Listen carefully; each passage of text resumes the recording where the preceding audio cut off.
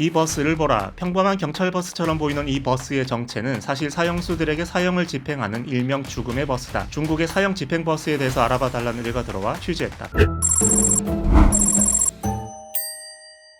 90년대 말 이후 사형 판결이 나도 실제로 집행은 안 되는 우리나라와 달리 중국은 지금까지 사형 제도를 유지하고 실제 집행도 세계에서 가장 많이 하는 나라로 꼽힌다. 사형 집행 버스는 여러 방식 중에서 독살형을 집행하기 위한 이동식 사형장이라고 보면 된다. 중국 정부는 사형 제도와 관련한 통계나 자료를 꼭꼭 숨기고 있지만 국제인권단체 엠네스티는 중국에서만 매년 수천 건의 사형이 집행된다고 추정하고 있는데 베이징 올림픽 이전인 2006년엔 약 40대의 사형 집행 버스가 가동되고 있었다고 한다. 중국이 이러한 버스를 운영하는 이유는 첫째, 교도소나 법원에 사형 집행장을 건설하는 것보다 비용이 적게 들고, 둘째, 사형수가 범죄를 저지른 곳으로 이동해서 사형을 집행할 수가 있어서 범죄 예방 효과가 있다고 생각하기 때문. 중국의 사형제도를 연구했던 이덕인 교수는 사형 집행 버스가 사형 건수가 많은 중국의 특성을 반영한 거라고 설명했다. 가성비도 좋을 뿐만 아니라 사람들이 어떤 심리적으로 느낌을 받잖아요. 버스가 일단 도착했다는 것만으로도 지역에 있는 사람들이 사형 집행이 있다는 사실을 알게 되겠죠. 잠재적인 강력 범죄자들에 대한 경고를 하기 위한 그런 기능. 일반 구급차만한 크기도 있고 버스 정도 되는 크기도 있는데 버스의 경우에 여러 명을 동시 집행하는 것도 가능하다고. 차 내부에는 360도 회전이 가능한 간이 침대와 주사 펌프, 시체 보관함 등이 비치돼 있다. 사형 절차는 어떻게 될까? 집행 당일 사형수가 버스에 오르면 일단 침대에 눕힌 다음에 움직이지 못하게 벨트를 채운다. 그러고는 의식을 잃게 하고 호흡을 중지시키고 심장 박동을 멈추게 하는 약물을 차례대로 주사한다고 한다. 현장에는 CCTV가 달려 있어서 비디오 모니터로 집행 상황을 지켜볼 수 있고 녹화도 가능하다고 한다. 사형수들은 이 버스를 보기만 해도 사지가 덜덜 떨릴 것 같은데 사형수가 가장 겁을 내는 건 사형이 정말로 집행된다는 사실 그 자체이기 때문이다. 이런 공포심은 최근 우리나라에서도 입증된 적이 있는데 노인과 부녀자 등 20명을 살해해서 사형을 선고받은 유영철 등이 난 어차피 사형수라 잃을 게 없다면서 통제를 잘 따르지 않는다는 얘기가 퍼지자 정부에서 이들을 사형 집행시설이 있는 서울구치소로 이감을 시켰더니 눈에 띌 정도로 얌전해졌다고 한다. 근데 이런 사형 집행장이 중국 전역을 돌아다닌다고 하니까 오싹할 만도 한데 더 무서운 건 심지어 이 버스가 사형수들의 장기를 적출하고 판매하는 데 이용된다는 지적이 오래전부터 있었다는 거다. 아무래도 총살보다는 시신의 손상이 덜한 데다 차 안에서 무슨 일이 벌어지는지 밖에선 전혀 알 수 없으니 은밀하게 시체를 처리하기도 유리하기 때문. 놀랍게도 중국에는 사형수의 시체 또는 시체 장기의 이용에 관한 잠정적 규정이 존재한다고 하는데 여기에 근거해서 실제로 사형수들에 대한 장기 적출이 행해져 왔다고 한다. 인체의 신비전에도 사형수들 시체가 활용된다는 지적이 있었다.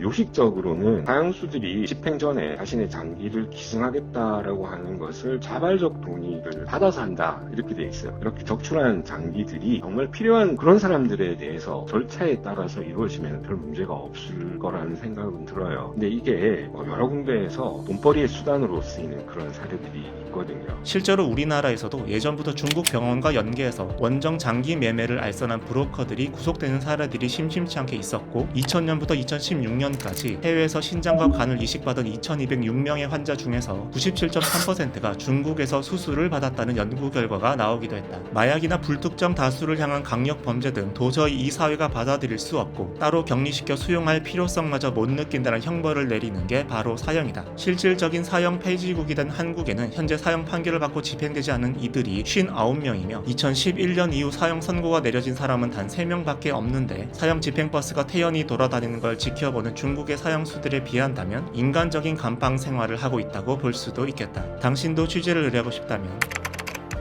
댓글로 의뢰하시라. 지금은 신안산선이 제2의 김포 골드라인이 될 거라던데 지금 어떤 상황인지 알아봐달라는 의뢰가 들어와 취재 중이다. 구독하고 알림 설정하면 조만간 취재 결과가 올라올 거다.